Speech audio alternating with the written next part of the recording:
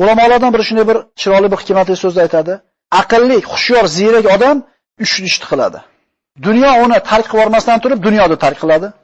Qabrga kirmasdan turib, qabrini obod qilib oladi va Robbisiga yo'liqmasdan turib, Robbisini rozi qilib oladi. Mana shu ish qilgan odam aqlli odam deb hisob qilinadi. Luqmon Hakim o'zini o'g'liga nasihat qilar ekan, quyidagi so'zlarda aytadi. Ey o'g'ilcham deydi. Dunyo degan dengiz nihoyatda chuqur. Juda ko'pchilik mana shu dunyo degan dengizga cho'kib ketgan. Mana shu dunyo degan dengizdan eson-omon o'tib olishing uchun taqvo degan kemani mining deydi.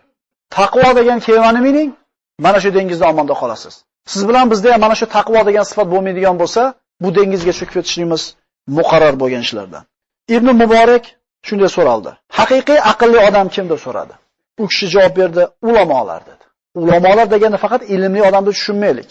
Aqlli odam deb Allohni tanigan odam aytilinadi. Allohni tanigandan keyin unga itoat qilgan odam aytilinadi. Undan boshqa odamni aqlli deyishlik qiyin.